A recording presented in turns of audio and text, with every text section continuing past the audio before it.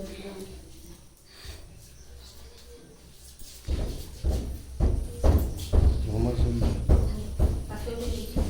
Morning, welcome back to my channel. বলো তোমরা সবাই কেমন আছো? আশা করি তোমরা সবাই খুব ভালো আছো, সুস্থ আছো। আমরাও খুব ভালো আছি। তো আমরা খুবই ভালো আছি। তো আজকে আমাকে এই রকম সাজে, মানে এইরকম কপালে চন্দন, এই যে গলায় মালা, এত কিছু পরে সেজে গুজে বসে আছি, ব্লগ স্টার্ট করছি। তোমরা ভাবছো যে হঠাৎ করে কি হলো যে দিদি এরকম করে ব্লগ স্টার্ট করছে। সকাল থেকে অনেক কিছুই হয়েছে, আর একটা গুড নিউজ আছে যেটা তোমাকে, মানে তোমাদেরকে এখনো পর্যন্ত আমি দিইনি। অ্যাকচুয়ালি এই ব্লগটার আগে কিন্তু আমি ওই গুড নিউজটা তোমাদের সঙ্গে শেয়ার করব, তারপর এই ব্লগটা পোস্ট করব। হঠাৎ করে এরকম ব্লগ পোস্ট করলে তোমরা সত্যিই ভয় পেয়ে যাবে। তা যাই হোক, আমি মানে কীরকম বলবো বুঝতে পারছি না। অ্যাকচুয়ালি আমার 4 মান্থ প্রেগনেন্সি কমপ্লিট হলো, আর 5 মান্থ স্টার্ট হয়েছে। আর আজকে বাড়ি থেকে, মানে আমার শ্বশুর বাড়ি থেকে আমাকে ওই সুস্থান করানো, খাওয়ানো দাওয়ানো, যা রিচুয়ালসগুলো থাকে ওই সমস্ত কিছু হয়েছে। তো যাই হোক, এটা আমাদের জন্য, এবং তোমরাও শুনলে খুশি হবে অনেকটা। আমাদের জন্য তো অনেকটাই একটা ভালো দিন বা ভালো মুহূর্ত বলতে পারো, কারণ প্রত্যেকটা মেয়ে ওয়েট করে থাকে এই দিনগুলোর জন্য। আর আমিও খুব লাকি যে আমার জীবনেও এরকম একটা দিন এসছে। তো যাই হোক, আর সকাল থেকে কি কি করেছি না করেছি সবটাই তোমাদের সঙ্গে শেয়ার করব।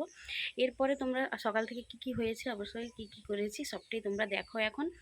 এই স্পেশাল ডেটা আজকে তোমাদের সঙ্গে শেয়ার করছি ভেবে কিন্তু আমার বেশ ভালো লাগছে। তো দিনটা ছিল জুনের 16 তারিখ।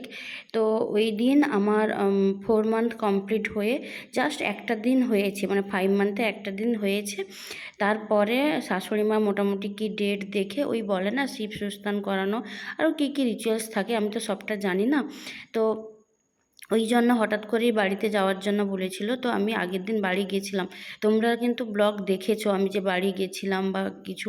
তবে এই যে স্পেশাল যে ডেতে কী কী করেছি ওইটা কিন্তু তোমাদের সঙ্গে শেয়ার করা হয়ে ওঠেনি। তো ভাবলাম যে না, এখন শেয়ার করি। আর দেখো, তারপরে না ওই সকাল সকাল ঘুম থেকে উঠে স্নান টান করে আমি রেডি হয়ে নিয়েছিলাম। আর যেহেতু খুশির সঙ্গে ছিল, তো খুশি আমাকে আলতা পরিয়ে দিচ্ছে। আর এখন না, মানে এতটা ওয়েট বেড়েছে, অনেকটাই ওয়েট বেড়েছে আমার প্রথম থেকেই। তো ওই জন্য তারপরে যে এই যে নিচে বসে একা যে আলতা পরবো সেটা আর হয়ে ওঠেনি, ওই জন্য খুশি আমাকে আলতা পরিয়ে দিয়েছিল। তো তারপরে আমি কিন্তু এসে পুজোয় বসে গেছিলাম। আর এদিকে আমি ওই ভেতরে ওইখানে পুজোতে বসছিলাম, এদিকে আমার শ্বশুরমশাই, শাশুড়ি মা সবাই মোটামুটি বসছিল। আরও পাড়ার কাকিমা, তারপরে হচ্ছে বৌদিরা, তো সবাই ছিল। বনমালা বিভূষিতম শিবশঙ্খদেবতেতু শ্রীকৃষ্ণম শ্রীধরমণিম প্রপদ্যহং সদা দেব ধর্মকামার্থসিদ্ধয়ে প্রণমামি সর্বদেব বাসুদেব জগৎপতি কুমিতে রুন্ধশ্রী বিষ্ণবে নারায়ণায় নমঃ। তো তারপর এদিকে দেখো, আমি তো পুজোতে বসছিলাম আমার কাজ কমপ্লিট হয়ে যাওয়ার পরে। আর আমি আগের দিন থেকে বাবাইকে বলে দিয়েছিলাম, দেখো যা যা রিচুয়ালস হবে, যা কিছু হবে, তাতে কিন্তু আমি একা থাকবো না, তুমিও আমার সঙ্গে থাকবে, আর তোমাকে থাকতে হয়। তো ওর মাথায়ও ওটা ছিল, নিশ্চয়ই ওকেও থাকতে হয়। তো সেই মতো ওকেও স্নান টান করে আসতে বলতে ও স্নান করে এসে আমার সঙ্গে পরে বসে তারপরে অঞ্জলি দিচ্ছিল। আর যেহেতু এই শিবলিঙ্গ ছিল, তো বাড়িতেই শিবলিঙ্গ যেটা ছিল ওটা দিয়েই আমাকে সুস্থান করানো, সমস্ত কিছু পুজো করা, সমস্ত কিছু করেছে। আর এটা কি বলতো, মা ভেবেছিল যে মন্দিরে নিয়ে গিয়ে করিয়ে আনবে, তারপরে বললো যে না, মন্দিরে না, বাড়িতে হলে ভালো করে সমস্ত কিছু হবে। আর সত্যি ভাবতে অবাক লাগছে, যেই মেয়েটা কয়েকদিন আগে মানে মেয়ে ছিল কারোর, তো সেখান থেকে এসে আবার একটা সংসারে ঢুকলো, মানে বাবা মার প্রতি আমার যে দায়িত্ব ছিল, তারপর আবার নতুন করে এদিকে দায়িত্ব বেড়েছে। তারপরে এখন যেটা হয়েছে, আবার নতুন কেউ আসছে আমার জীবনে। এতদিন তো ভাই বোন, বাবা মা, শ্বশুর শাশুড় সবার কথা চিন্তা করেছি, সবার কথা ভেবেছি। আর এখন যেটা হচ্ছে না, মানে আমাদের জীবনে যে আসছে তার মঙ্গল কামনা করে যখন আমাকে বাবাইকে দুজনকে বসিয়ে যখন মন্ত্রগুলো বলছিল না, আমার সত্যিই খুব ভালো লাগছিল যে যে আসছে ওর কথা এবার আমাদেরকে ভাবতে হবে, নতুন কেউ আসছে। আর সত্যি প্রত্যেকটা মেয়েদের জীবনে এই মুহূর্তটা সত্যি খুব স্পেশাল হয়ে থাকে। তেমনি আমারও জীবনে এটা একটা আনন্দের সময়। হ্যাঁ, আমার কিন্তু মানে আমি কষ্ট হয়তো একটু পাচ্ছি শরীরের, মানে একটু কষ্ট হচ্ছে, হলেও কিন্তু এই মুহূর্তটা কিন্তু খুবই আনন্দের, আর সবাই এত খুশি। বাড়ির বাবা মা, তারপর হচ্ছে আমার বোনেরা ভাইয়েরা, তারপর আমার ফ্রেন্ড সার্কেল সবাই এত খুশি।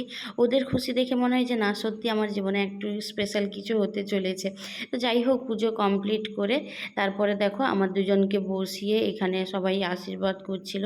শ্বশুরমশাই, তার শাশুড়ি মা, তারপর আমার বাবা মাও ততক্ষণে চলে এসেছিলো। বাবা মাও আশীর্বাদ করলো। তারপর যে যারা ছিল বড়রা সবাই আশীর্বাদ করেছে।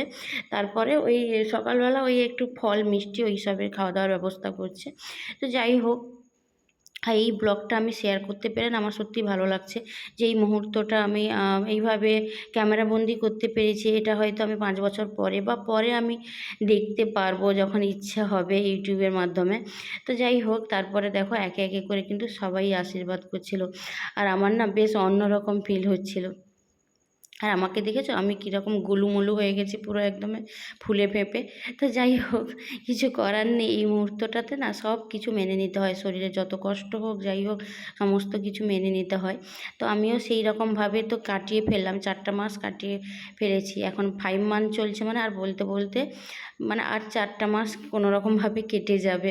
তো যাই হোক, আর বাবাইকে দেখো সব সময় আমার সঙ্গে সঙ্গে বসিয়ে রেখেছে। ও না ব্যাপারটা বুঝতে পারছে না যে ও ভেবেছে যে নিশ্চয়ই আমাকেও হয়তো থাকতে হয়, কিন্তু ও না থাকলেও হতো, কিন্তু ওকে আমি জোর করে বসিয়ে রেখেছি যে না, এইগুলো কিন্তু শুধু আমার জন্য নয়, আর আমি একা ভাবলে হবে না, আমাদের দুজনকেই ভাবতে হবে, যে আসছে তার কথা ভাবতে হবে, তার মঙ্গলের জন্য আমার দুজনকেই পুজোতে বসতে হবে। তো এইসব বলাতে বাবু ভয়ে মোটামুটি সকাল সকাল ঘুম থেকেও উঠে পড়েছিল অনেক দিন পরে। তো তারপরে দেখো সকালবেলা ব্রেকফাস্টে আমাকে বেশ অনেক রকমের 5 রকমের মিষ্টি, তারপর যেহেতু এটা তোমার 5 মান্থ হয়ে গেছে, তো ওই জন্যই মনে হয় 5 রকমের মিষ্টি ফল ওই সব দিয়েছিলো, কিন্তু কিছুই খেতে পারিনি সেভাবে। আর সকালবেলা তো মানে সকাল থেকে কিছু তেমনভাবে খাওয়া হয়েছিল না, ওই 9:30 10টা বেজে গিয়েছিলো আমার এইসব খেতে। আর আমি একদমই সকাল সকাল তেমন কিছু খেতেও পারি না, ওই 8টা 8:30 থেকে মোটামুটি খিদে লাগে, তখন থেকে খাওয়া দাওয়া হোক ঠিক আছে। তো যাই হোক, মা কিন্তু অনেক কিছুই বানিয়েছিল, শাশুড়ি মা লুচি, তারপরে তোমার ছিল ঘুগনি, ছিল সিমই ছিল, তারপরে এইসব বানিয়েছিল যেমন পেরেছিল, নিজে একা একা তো সব কিছু করেছে, আমি তো কোনোভাবেই হেল্প করতে পারিনি, সমস্ত কিছু একা করেছে। আর এই দেখো আমার শাশুড়ি মার অবস্থা পুরো ঘেমে চপচপে হয়ে ভিজে গেছে, দিয়ে কাজ বাজ করে যাচ্ছে। আর সত্যি বাড়িতে এই কাকিমারা যারা এসেছিলো বা ছোটো ছোটো বাচ্চারা কয়েকজন এসেছিলো, তাদেরকে খেতে দেওয়া সমস্ত কিছু করছিল। আর এই যে বাচ্চাটাকে দেখছো, এ কিন্তু মানে আমাদের পাড়ারই। যেহেতু আমি তো সবসময় থাকি না, ওই জন্য না ও একটু ভয় পায় আমাকে, আমার কাছে আসতে চায় না, বা আমি ডাকলে আসে না। এবার কি হয়, মানে সবসময় যেহেতু থাকি না, সবসময় থাকলে ও চিনতো ভালোভাবে, মাঝে সাঝে যাই আর মাঝে সাঝে ও আমাকে দেখতে পায়। তো তারপরে অনেক ভয়ে ভয়ে ও মোটামুটি ওই লিচুই খাচ্ছিল, আর কিচ্ছু খাচ্ছিল না। যখনই বলছি কিছু খেতে তখন লিচু খাচ্ছিল। তো তারপরে বাচ্চাদেরকে খাইয়ে ওরা চলে যাওয়ার পরে তারপরে আমি এখন একটু খাচ্ছিলাম, ওই 1 পিস মতো লুচি খেয়েছি, তারপরে আমি কিছুই খাইনি সেভাবে। তো যাই হোক, আমি খাওয়া দাওয়া কমপ্লিট করে তারপরে দুজন বাবাকে বসিয়ে দিয়েছিলাম, আর বাকিরা ছাদের উপরে খাচ্ছে। এই যে দেখো ছাদের উপরে, আর আমাদের বাড়িটা না মানে কি বলতো, বাড়িটা পুরো কমপ্লিট হয়েছে, কিন্তু দেখো ভেতরে কোনো কাজ হয়নি, ওই রকমভাবেই পড়ে আছে। জানি না বাড়ির কাজ আবার কবে শুরু হবে, আবার কবে করতে পারবো। তো যাই হোক, তারপরে এদিকে দেখো সবাই বসে গেছে এখন খেতে। আর খুশি ছিল বলেই না এই ক্লিপগুলো নেওয়া, বা এই যে ভিডিও পুরো যে এই যে ব্লগটা দেখছো এটা নেওয়া সম্ভব হয়েছে, নাহলে তো আমি পুজোয় বসে যেতাম, তাহলে আর ভিডিও নেওয়ার তো তেমন কেউ ছিল না। তো খুশি গেছিলো বলেই এটা সম্ভব হয়েছে। তারপর এদিকে দেখো সবাই খেতে বসছে, আর সবাই প্রচুর ইয়ার্কি করছিল, গল্প করছিল। আর মোটামুটি আমার পাড়ার সবাই থাকলে বেশ হই হই করে কাটে। আমি তো বাড়ি গেলে মোটামুটি বাড়িতে কম থাকি, বিকেলবেলা হলেই পাড়ার মধ্যে বেরিয়ে যাই কাকিমাদের সঙ্গে বৌদিদের সঙ্গে গল্প করতে। আর এদিকে কিন্তু আমার মাও বসছিল, মা খুশি বসছিল, আর এদিকে বাবাইও ছিল। তো যাই হোক, তারপরে এই যে খাওয়া দাওয়া শান্তি হয়নি, দেখি না এই গরমের মধ্যে জীবন ঠান্ডা যাচ্ছিল, দিয়ে গিয়ে দুজন জীবন ঠান্ডা নিলাম। আর আমার এই জীবন ঠান্ডা খেতে কিন্তু বেশ ভালো লাগে, ওতে তো একটু তোমার ওই লবণ, তারপর তোমার লেবু দেওয়া থাকে তো বরফের মধ্যে, তো ওটা ভীষণই ভালো লাগে। আমাদের এদিকে কিন্তু এটা পাওয়া যায়, তোমরা কে কোথা থেকে দেখছো আর তোমাদের ওইদিকে পাওয়া যায় নাকি কমেন্ট করে জানিও। তো তারপরে দেখো এদিকে আমি ক্যামেরা অন করে জীবন ঠান্ডা খাচ্ছিলাম, বাবা ভেবেছে আমি ফটো তুলছি, একদম স্ট্রংভাবে বসে আমার দিকে তাকিয়ে আছে, দেখছি যে আমি কি করছি। তো তারপরে দেখো দুপুরে রান্না বান্না সমস্ত কিছু করেছিলাম, শাড়িটা চেঞ্জ করে নিলে হতো, আমি বললাম যে না, শাড়িটা পরেই থাকি, নতুন শাড়ি যেহেতু, তো পরেই থাকি, তো শাড়িটা না চেঞ্জ করে এই যে রান্না বসিয়েছি। তো অনেক কিছুই রান্না বান্না করছিলাম, যেহেতু বাবা মা ছিল, আর বাবা মা বিকেলে চলে যাবে, এই দেখো দুপুরে কি কি রান্না করেছিলাম ওই দিন, ওই তো পটল ভাজা, আলু উচ্ছে ভাজা, তারপর ছিল তোমার ডাল। দিনটা যদিও ছিল রবিবার, কিন্তু আমার এই সবই রান্না করতে হয়েছে নিরামিষ, যেহেতু বাড়িতেই শিব ঠাকুরকে বসিয়ে সুস্থান করানো হয়েছে, ওই জন্যই ওই দিন কিন্তু নিরামিষ রান্না হয়েছিল। আর পনিরের তরকারি, ঝিঙে আলু পোস্ত, এই সবই হয়েছে। তো যাই হোক, আজকের ব্লগটা কিন্তু আমি এখানেই এন্ড করলাম। ব্লগটা কেমন লাগলো অবশ্যই তোমরা জানাবে। আর ব্লগটা যদি ভালো লাগে please do like, comment and subscribe. এখনও পর্যন্ত যারা যারা আমার চ্যানেলটাকে সাবস্ক্রাইব করেনি প্লিজ চ্যানেলটাকে সাবস্ক্রাইব করে দিও। টাটা।